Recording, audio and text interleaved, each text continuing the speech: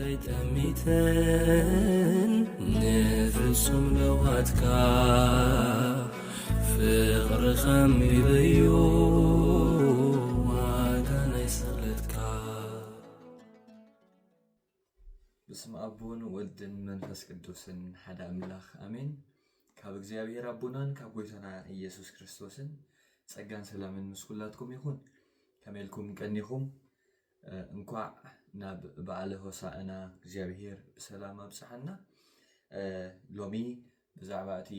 ሻምናይ ሰንበት ናይ ዝሒዝናዮ ዘለና ዓብይ ጾም ሆሳዕና ተባሂሉ ተሰሚዩ ዘሎ ብዛዕባኡ ካብ ቃል አምላኽ ገለ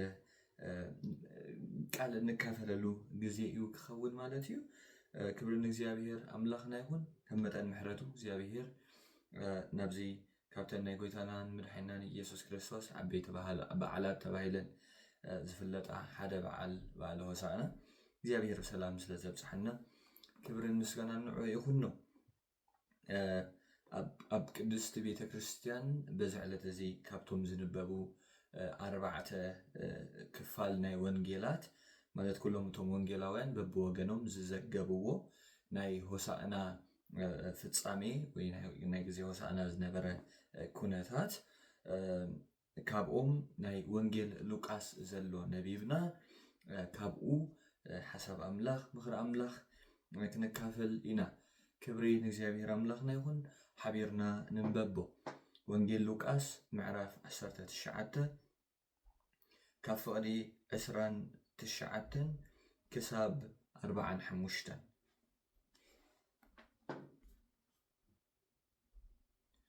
ኮነ ድማ ናብ ቤተ ፋጌን ናብ ቢታንያን ኣብ ጥቓ ደብረ ዘይቲ ዝበሃል ከረን ምስ ቀረበ ካብ ደቀ መዛሙርቱ ክልተ ለኣኸ ከምዚ ኢሉ ናብዛ ኣብ ቅድሜኹም ዘላ ዓዲ ኺዱ ኣብኣ ምስ ኣተኹም ሰብ ዘይተወጥሖ እሱር ጻዕብ ክትረኽቡ ኢኹም ንኡ ፈቲሕኩም ኣምጽእዎ ሓደ ስለምንታይ ትፈትሕዎ ኣለኹም ኢሉ እንተሓተተኩም ከዓ ጎይታ ይደልዮ ኣሎ በልዎ እቶም እተላእኩ ኸይዶም ከምታ ዝበሎም ገበሩ ንሳቶም ነቲ ጻዕብ ክፈትሕዎ ከለዉ ወናታቱ ነዚ ጻዕብ ስለምንታይ ትፈትሕዎ ኣለኹም በልዎ ንሳቶም ድማ ጎይታ ይደልዮ ኣሎ በልዎ ናብ ኢየሱስ ሒዞምዎ መጹ ኣብቲ ጻዕብ ክዳውንቶም ጠይቂ ምስ ገበሩ ከዓ ንኢየሱስ ኣብኡ ኣወጥሕዎ ንሱ ክኸይድ ከሎ ክዳውንቶም ኣብ መንገዲ ኣንጸፉ ናብ መወዳእታ ቁልቁል ደብረ ዘይቲ ምስ ቀረቡ ኩሎም እቶም ብዙሓት ደቂ መዛሙርቱ ብዛዕባ እቲ ዝረኣይዎ ኩሉ ሓይልታት ክሕጎሱን ንኣምላኽ ብዓብዪ ድምፂ ከመስግንዎን ጀመሩ እሞ ብስም እግዚኣብሔር ዝመጽእ ንጉስ ብሩኽ እዩ ሰላም ኣብ ሰማይ ክብሪ ኣብ ኣርያም በሉ ካብቲ እኩብ ህዝቢ ድማ ሓያሎ ፈሪሳውያን መምህር ንደቂ መዛሙርትኻ ግን ሓዮም በልዎ ንሱ ከዓ እዚኣቶም እኳ ስቕ እንተበሉ እዞም ኣእማን ክጭድሩ እዮም እብለኩም ኣለኹ ኢሉ መለሰሎም ምስ ቀረበን ነታ ከተማ ምስ ረኣያን ከምዚ ኢሉ በኸየላ ኣየ ንስኺ በዛ መዓልትኺ ንሰላምኪ ዝኸውን ነገር እንተትፈልጢ ሕጂ ግና ካብ ዓይንኺ ተኸዊሉ ኣሎ ጸላእትኺ ቃጽሪ ቐጺሮም ዝዘሩኺ መዓልቲ ክትመጸኪ እያ እሞ ክኸቡኺ በዝንበትን ከዓ ከጽብቡልኪ እዮም ዘመን ምሕረትኪ ሰኣን ምፍላጥክስ ንኣኽን ኣባኺን ዝነብሩ ደቅኽን ክግምጥሉኺ እምኒ ኣብ ልዕሊ እምኒ ኣይክሓድጉልክን እዮም ናብ ቤት መቕደስ ኣትዩ ከዓ ነቶም ዝሸጡን ዝሻየጡን ቤተይ ቤት ጸሎት እያ ተጻሒፉ ኣሎ ንስኻትኩም ግና በዓቲ ገሓሉ ትገበርኩምዋ እናበሎም ከውፅእ ጀመረ ኣብ ጽባሕ ከዓ ኣብ ቤት መቕደስ ይምህር ነበረ ሊቃውንቲ ካህናትን ጸሓፍትን ዓበይቲ ህዝብን ድማ ከጥፍእዎ ይደልዩ ነበሩ ብዘለዎ እቲ ህዝቢ ግና ክሰምዖ ደልዩ ይዓስሎ ነበረ እሞ ዝገብርዎ ሰኣኑ ይብል ስለ ቃሉ ስም እግዚአብሔር አምላኽና ዝኸበረን ዝተመስገነን ይሁን እቲ ሆሳዕና ዝብል ቃል ንመጀመርታ ኣብዚ ክነቦ ዝጸናሕና ክፋል ዘይኮነሲ ናቱ ትርጉም ሆሳዕና ዝብል ቃል ትርጉሙ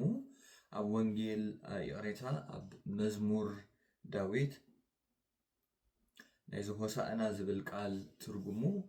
ኣብ መዝሙር ዳዊት መዝሙር መበል 118 ፍቕዲ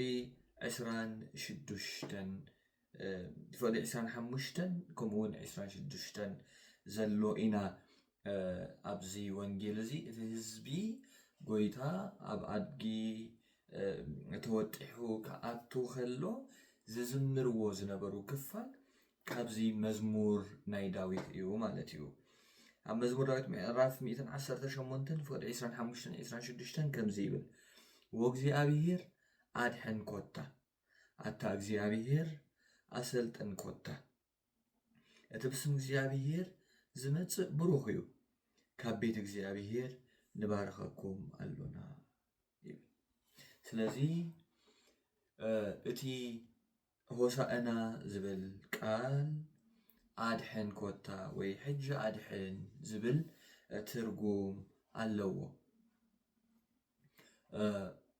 ኣብዚ ግዜ እዚ ከምቲ ኩላትና እንፈልጦ ጎይታ ናብ ኢየሩሳሌም ዝኣትወሉ ዘሎ ግዜ ማለት እቲ ግዜያት በጃ ሓጢአተይን ሓጢአትኩምን በደል ኩሎም እቶም ብሰንኪ ናይ ሓደ ሰብ በደል ሞት ወሪሶም ዝነበሩ ኣብ ትሕቲ ሓይሊ ሞትን ሓጢአትን ግዙኣት ዝነበሩ በጃ ብምዃን ሓራ ዘውፅኣሉ ግዜ እናኣኸለ ስለ ዝኾነ ነዚ ነገር እዚ ንኽፍፅም ንኢየሩሳሌም ዝኣትወሉ ዝነበረ ግዜ እዩ። ኣብዚ እቶም ህዝቢ ብዓብ ሓጎስ ክቕበልዎ ከለዉ ኢና ንርኢ። ሎሚ ክልተ ነገር ክነስተውዕል ኢና። ኣብዛ ፍጻሜ እዚኣ ግብረ መልሲ ናይ ጎይታ ነቲ እቲ ህዝቢ ዝነበሮ ሓጎስ እንታይ እዩ ነይሩ? ወይ ድማ ስምዒት እቲ ህዝብን ስምዒት ጎይታን ብክልተ ፈሊና ክንሪኦ ኢና። ካብዚ ድማ ምስ ፍቓድ ኣምላኽን ሓሳብ ኣምላኽን ምስናይ ዝብል መደምደምታ ክንገብረሉ ኢና። ብመጀመርታ ከምቲ ኣብቲ ጽሑፍ ዝረኣናዮ ስምዒት እቲ ህዝቢ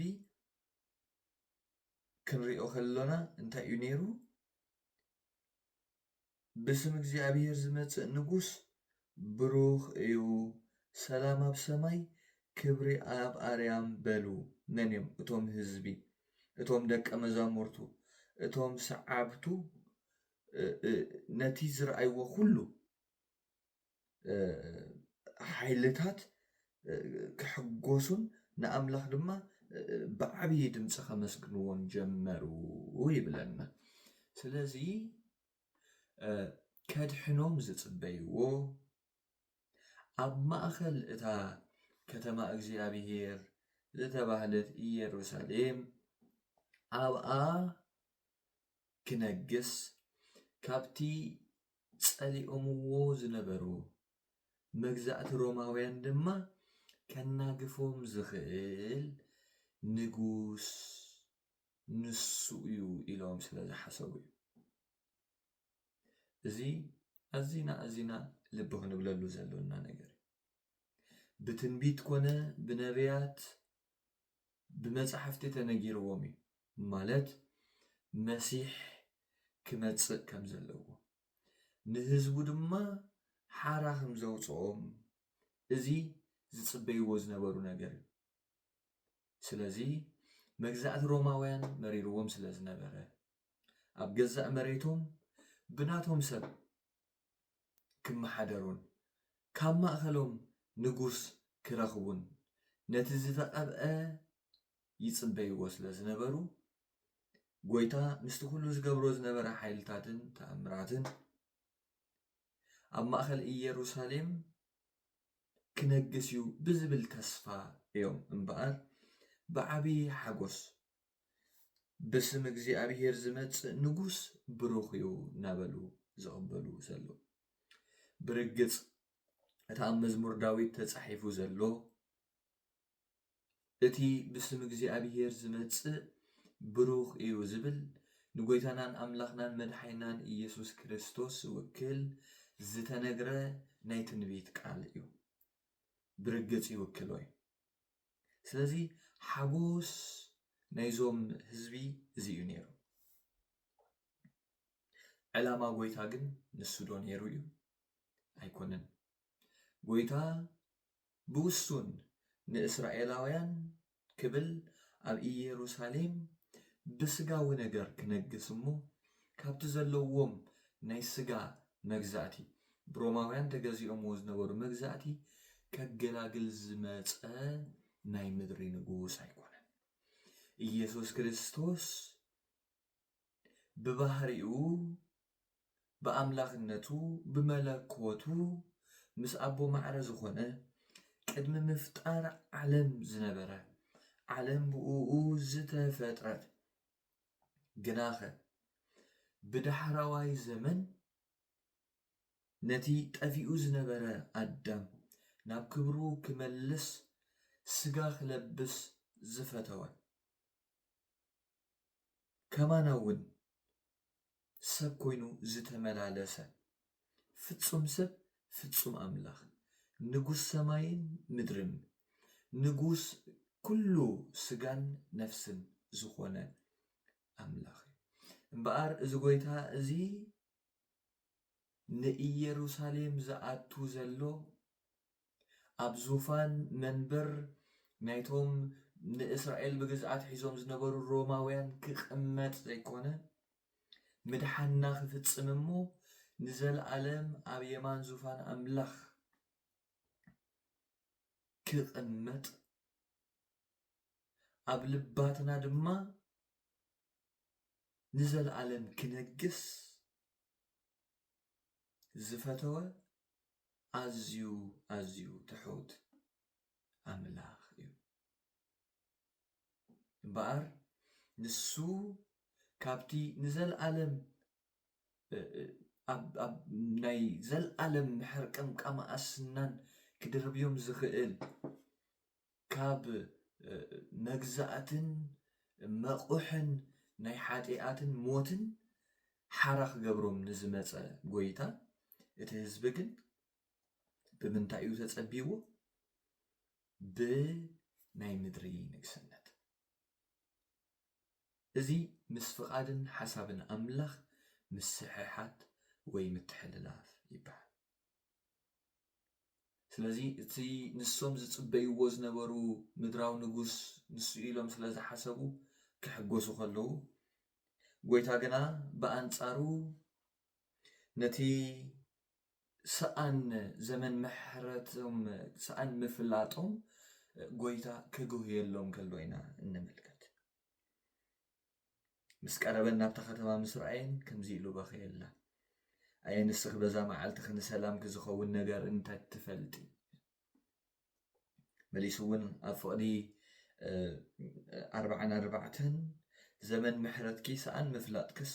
ንኣኽን ኣባኺ ዝነብሩ ደቅኽን ክግምጥሉኺ እምኒ ኣብ ልዕሊ እምኒ ኣይከሓድጉልክን እዮም ክብል ከሎ ንርኢ ማለት እዩ እምበኣር እቲ ህዝቢ ብሓጎስ ጎይታ ግን ጓሂ እናተሰምዖ እናሓዘነ እዩ ኣትዩ ስለዚ ኣብዚ ክነስተውዕሎ ዘለና ነገር ዓብዪ ኣዝና ዓብ ክንመሃሮ ዘለና ነገር እንድሕር እንተልዩ ምስ መደብን ሓሳብን ፍቓድን እግዚኣብሔር ብግቡእ ተረዲእኻ ምስናይ ኣገዳሲ እዩ ከምቲ ብዚ ትንቢት እዚ ዝብሎ ብ70 ዓመተ ምህረት ኢየሩሳሌም እምኒ